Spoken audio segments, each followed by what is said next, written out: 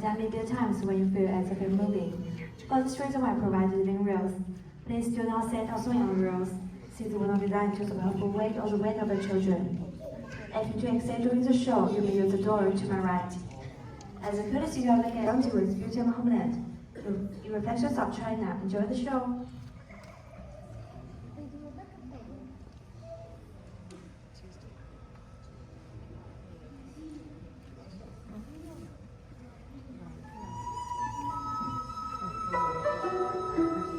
Ah, China.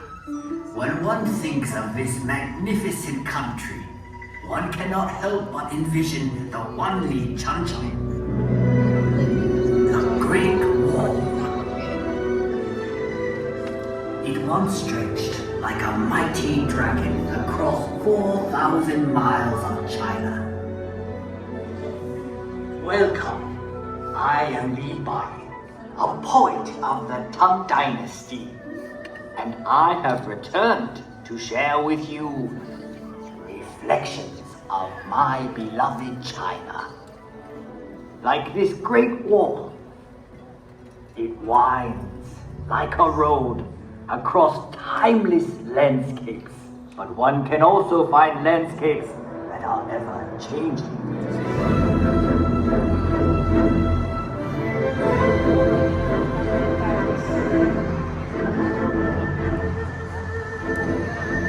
Shanghai, a city forever reinventing itself.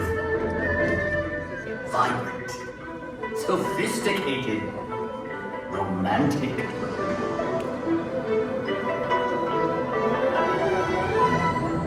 As Shanghai reflects modern China, historic Nanjing Road reflects modern Shanghai.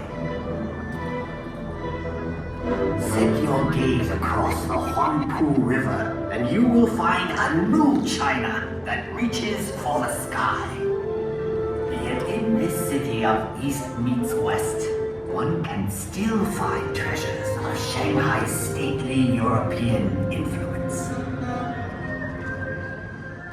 Even in the hectic pace of modern China, there is always time for Tai Chi, a tradition that has endured for centuries.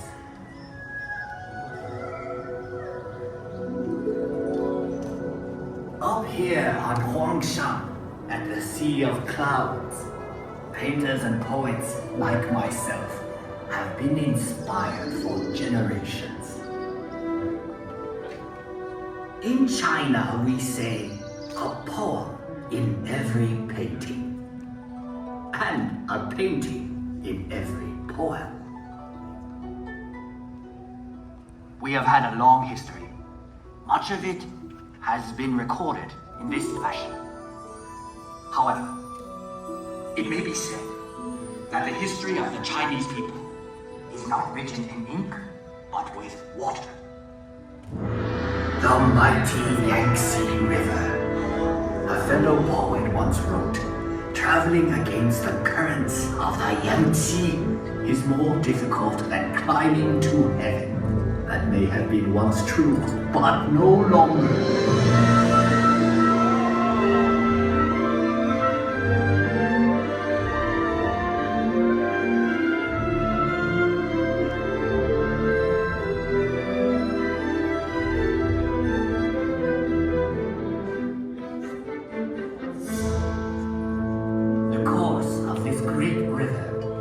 Mountains and valleys touches the lives of 500 million Chinese.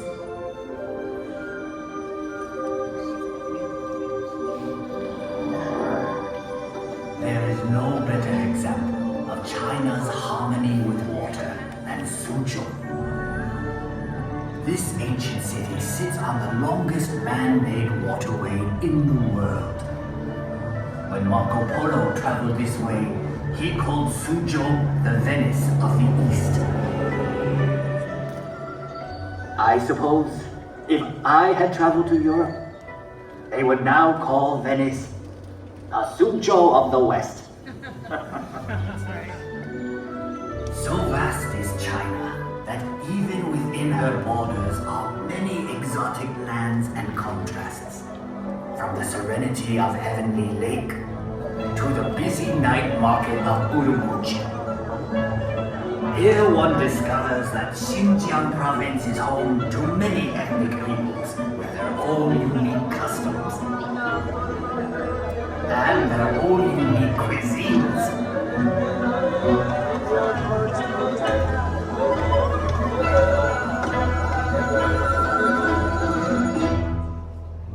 Out here in the Gobi Desert, one still finds travelers on the ancient Silk Road, the same road that over 700 years ago brought Marco Polo to these very gates.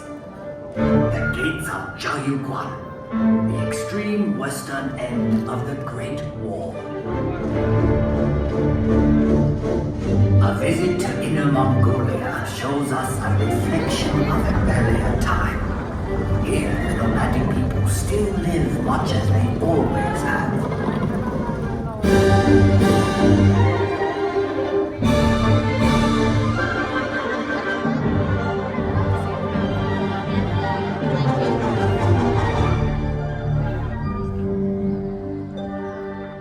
Far to the south is Yunnan Province, home to many of China's national minorities.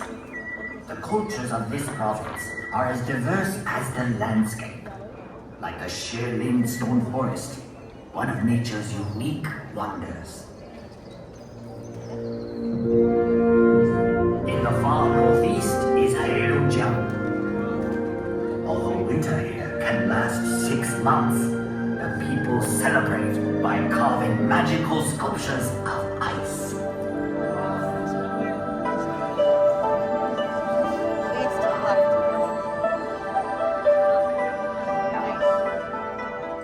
Macau.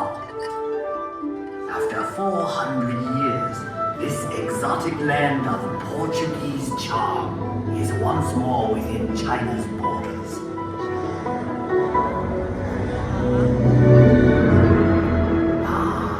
Hong Kong, one of the most exciting cities on earth. A city steeped in Western culture, but still uniquely Chinese.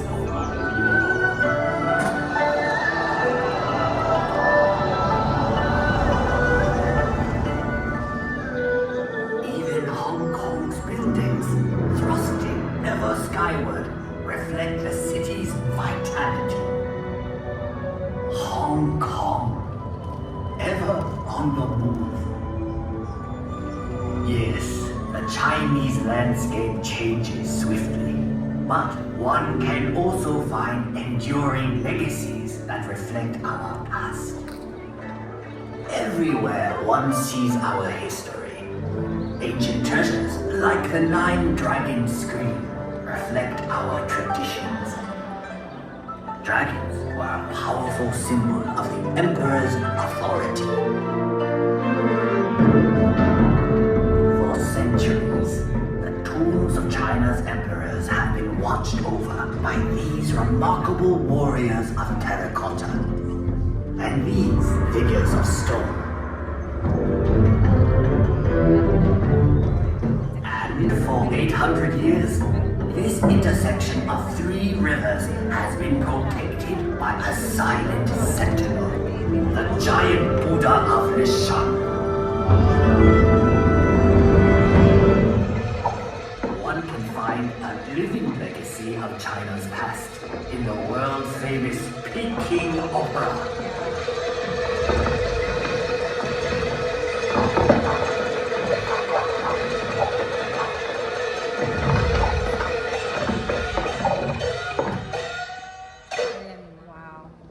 In the center of Beijing is perhaps China's greatest legacy, the Forbidden City.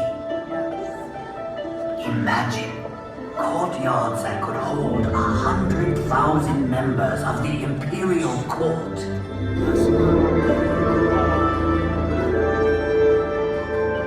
For 500 years, this vast walled city was the home of 24 emperors, the sons of heaven.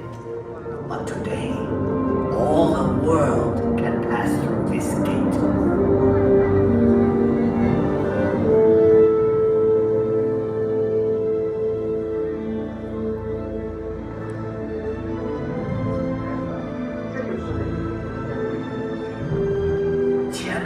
square. To stand here is to stand at the heart of China.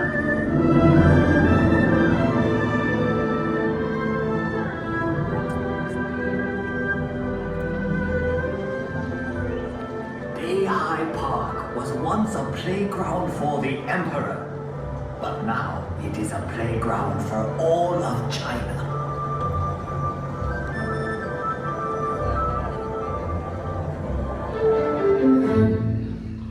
I have brought you to a place of unique beauty called Reed Flute Cave.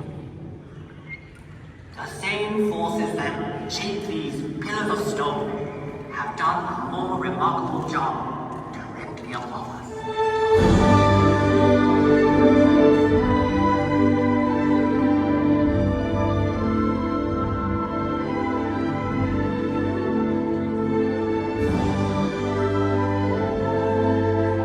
The landscape of Guilin is unsurpassed in all of China.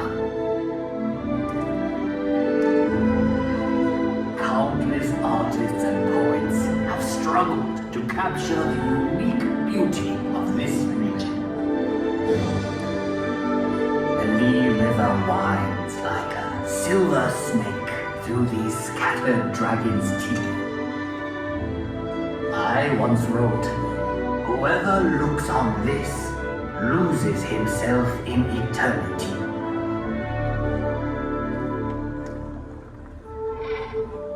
We have seen many reflections of China, but the true face of China can be found in our people.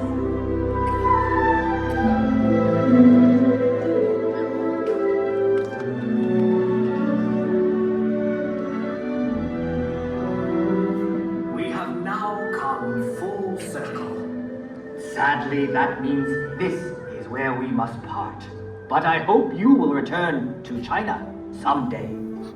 A wave of the hand now, and I am gone, lowering my head and dreaming I am more.